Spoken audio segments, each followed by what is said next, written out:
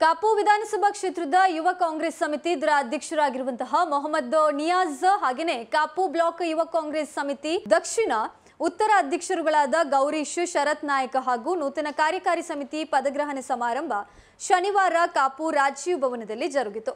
ಕಾರ್ಯಕ್ರಮವನ್ನ ಮಾಜಿ ಸಚಿವ ವಿನಯ್ ಕುಮಾರ್ ಸೊರಕೆ ಉದ್ಘಾಟಿಸಿದರು। ಹಾಗೇನೆ ಅವರು ಈ ಸಂದರ್ಭ ಮಾತನಾಡಿ ಆಡಳಿತಾರೂಢ ಮೋದಿ ಸರ್ಕಾರದಿಂದ ಸಂವಿಧಾನಕ್ಕೆ ಧಕ್ಕೆ ತರುವಂತಾಗಿದೆ।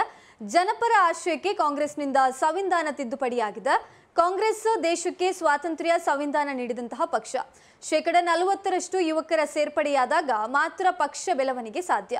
ದೇಶದ ಸಂವಿಧಾನ ನಮ್ಮ ಸಿದ್ಧಾಂತ। ಇನ್ನು ಬಿಜೆಪಿಯಿಂದ ಸಂವಿಧಾನದ ಮೂಲ ಅಂಶ ಸಮಾಜವಾದಿ ಜಾತ್ಯತೀತ ತೆಗೆದುಹಾಕಲು ಚಿಂತನೆಯಾಗಿದೆ। ಸಂವಿಧಾನಕ್ಕೆ ಧಕ್ಕೆ ಬಂದರೆ ನಾವೆಲ್ಲರೂ ವಿರೋಧಿಸಲು ಅಣಿಯಾಗಬೇಕಾಗಿದೆ ಎಂದರು। ಇನ್ನು ಕೆಪಿಸಿಸಿ ಪ್ರಧಾನ ಕಾರ್ಯದರ್ಶಿ ಇನಾಯತ್ ಅಲಿ ಮಾತನಾಡಿ ಯುವ ಕಾಂಗ್ರೆಸ್ ಪಕ್ಷದ ಬೆನ್ನೆಲುಬು। ಕಾಂಗ್ರೆಸ್ ಹಿರಿಯರ ಮಾರ್ಗದರ್ಶನದಲ್ಲಿ ಯುವಕರನ್ನ ಪಕ್ಷದೆಡೆ ಆಕರ್ಷಿಸುವ ಕಾರ್ಯ ಮಾಡಬೇಕಾಗಿದೆ ಎಂದು ಯುವ ಕಾಂಗ್ರೆಸ್ ತಂಡವನ್ನ ಅಭಿನಂದಿಸಿದರು। ಇನ್ನು ಮೊಹಮ್ಮದ್ ನಿಯಾಜ್ ಕಾರ್ಯಕ್ರಮದ ಅಧ್ಯಕ್ಷತೆಯನ್ನು ಕೂಡ ವಹಿಸಿ ಸ್ವಾಗತಿಸಿದರು। ಈ ಸಂದರ್ಭ ಉಡುಪಿ ಜಿಲ್ಲಾ ಯುವ ಕಾಂಗ್ರೆಸ್ ಅಧ್ಯಕ್ಷ ಕೃಷ್ಣ ಶೆಟ್ಟಿ ಬಚ್ಚಗೋಳಿ, ಕಾಪು ಬ್ಲಾಕ್ ಅಧ್ಯಕ್ಷ ವೈ ಸುಕುಮಾರ್, ಕಾಪು ಬ್ಲಾಕ್ ಉಪಾಧ್ಯಕ್ಷ ಸಂತೋಷ್ ಕುಲಾಲ್, ಕೆಪಿಸಿಸಿ ಉಪಾಧ್ಯಕ್ಷ ಎಂಎ ಗಫೂರ್, ಕೆಪಿಸಿಸಿ ಸಂಯೋಜಕ ನವೀನ್ ಚಂದ್ರ ಶೆಟ್ಟಿ, ಹಾಗೇನೆ ಗ್ಯಾರಂಟಿ ಸಮಿತಿ ಅಧ್ಯಕ್ಷ ನವೀನ್ ಸುವರ್ಣ, ಕಾಪು ದಿವಾಕರ್ ಶೆಟ್ಟಿ, ಅರ್ಜುನ್ ಶರ್ಫುದ್ದೀನ್ ಶೇಖ್, ಶಾಂತಲತ್ ಶೆಟ್ಟಿ, ಆಸನಬ್ಬ ಶೇಖ್, ರವೀಜ್ ಹುಸೇನ್, ವಿಶ್ವಾಸ್ ಅಮೀನ್, ಅಜೀಜ್, ನವೀನ್ ಎನ್ ಶೆಟ್ಟಿ, ದೀಪಕ್ ಕೋಟ್ಯಾನ, ಹರೀಶ್ ಕಿನಿ ಮತ್ತಿತರರು ಈ ಸಂದರ್ಭ ಉಪಸ್ಥಿತರಿದ್ದರು।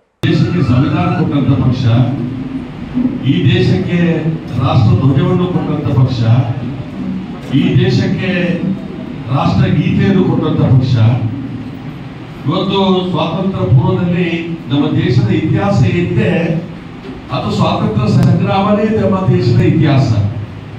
ಇವತ್ತು ಆ ದೃಷ್ಟಿಯಲ್ಲಿ ಇವತ್ತು ನಾವೆಲ್ಲರೂ ಕೂಡ ಮಹಾತ್ಮ ಗಾಂಧೀಜಿಯ ಪೀಳಿಗೆ ಇವತ್ತು ಸ್ವಾತಂತ್ರ್ಯ ಹೋರಾಟದಲ್ಲಿ ಯಾವ ಹೋರಾಟದಲ್ಲಿ ಭಾಗಿಯಾದಂತ ಅನೇಕ ಮಹಾನ್ ಪುರುಷರುಗಳ ಕನಸು ಏನಿತ್ತ ಆ ಕನಸನ್ನೆಲ್ಲ ನನಸು ಮಾಡುವಂತ ಕೆಲಸ ಕಾರ್ಯ ನಮ್ಮ ಇವತ್ತು ಕಾಂಗ್ರೆಸ್ ಪಕ್ಷ ನಿರಂತರವಾಗಿ ನಡೆಸ್ಕೊಂಡು ಬಂದಿದೆ। ನಾವು ಪತ್ರಕರ್ತರಿಗೆ ಸ್ವಲ್ಪ ಜಾಗ ಬಿಡಬೇಕು।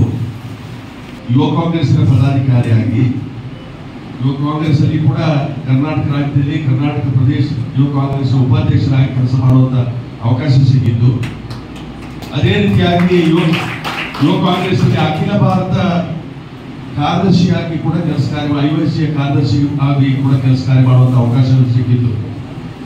ಆ ಹಿನ್ನೆಲೆಯಲ್ಲಿ ಇವತ್ತೇನಾದರೂ ಹೆಚ್ಚಿನ ಪಕ್ಷದಲ್ಲಿ ನಾನಾ ರೀತಿಯ ಜನಪ್ರತಿನಿಧಿ ಆಗುವಂತ ಅವಕಾಶಗಳು ಸಿಕ್ಕಿದ್ರೆ ಎನ್ಎಸ್ಎ ಯುವಕ ಕಾಂಗ್ರೆಸ್ ಮುಖಾಂತರ ಮುಂದೆ ಬಂದಂತ ಕಾರಣ ಇವತ್ತು ಅನೇಕ ಅವಕಾಶಗಳು ನಮ್ಮ ಪಾಲಿಗೆ ಸಿಕ್ತು।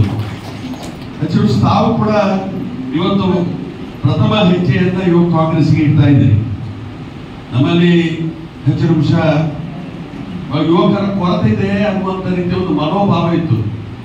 ಆದರೆ ಕಳೆದ ಸಲ ಇವತ್ತು ನಿಯಾಸ್ರವರು, ಗೌರಿಯವರು, ಶರತ್ರವರು ಅಥವಾ ಇವತ್ತು ಅನೇಕ ಪದಾಧಿಕಾರಿಗಳ ಒಂದು ಪ್ರಯತ್ನದಿಂದಾಗಿ ಎಲ್ಲ ನಮ್ಮ ಹಿರಿಯ ಕಾಂಗ್ರೆಸ್ಗಳು ಕೂಡ ಸಹಕಾರ ಕೊಟ್ಟಂತ ಹಿನ್ನೆಲೆಯಲ್ಲಿ ಅಖಿಲೇಶ್ ಅವರು ಕೂಡ NSU ಅಧ್ಯಕ್ಷರಾಗಿದ್ದರು। ಇವತ್ತು ಅವರೆಲ್ಲರ ಒಂದು ಪ್ರಯತ್ನದಿಂದ ಯುವಕರು ಕೊರತೆ ಅಲ್ಲ, ಲೋಪ ಅಲ್ಲ, ಯುವಕರು ಕೂಡ ಕಾಂಗ್ರೆಸ್ ಪಕ್ಷದಲ್ಲಿ ಸಮರ್ಥನವಾಗಿ ಇದ್ದಾರೆ ಅನ್ನುವಂಥ ರೀತಿಯಲ್ಲಿ ತೋರಿಸಿಕೊಳ್ಳುವಂತ ಒಂದು ಕಾರ್ಯಕ್ರಮ ಇದು ಅಂತ ಹೇಳಿ ತಪ್ಪಾಗಲಿಕ್ಕಿಲ್ಲ। ಇವತ್ತು ರಾಜಕೀಯ ಪಕ್ಷ ಅಂತ ಹೇಳಿದ್ರೆ ಹರಿಯುವ ನೀರಿನಂತೆ ಇರಬೇಕು। ಇವತ್ತು ಅಲ್ಲೇ ನೀರು ಒಂದೇ ಕಡೆ ನಿಂತರೆ ಕೊಳಚೆ ನೀರಾಗ್ತದೆ। ನಿರಂತರವಾಗಿ ಹರಿದು ಬರುವಂತ ನೀರಿನ ರೀತಿಯಲ್ಲಿ ಯುವಕರ ಸೇರ್ಪಡೆಗಳು ಆಗಬೇಕು। ಪ್ರತಿಯೊಂದು ರಾಜಕೀಯ ಪಕ್ಷ ಕೂಡ ಇವತ್ತು ಸಾಧಾರಣ 40%ಗಿಂತ ಹೆಚ್ಚು ಯುವಕರು ಸೇರ್ಪಡೆ ಆದರೆ ಆ ಪಕ್ಷ ಸಾಕಷ್ಟು ಒಳ್ಳೆಯ ರೀತಿಯಲ್ಲಿ ಇವತ್ತು ಮುಂದೆ ಹೋಗಲಿಕ್ಕೆ ಅವಕಾಶ ಆಗ್ತದೆ।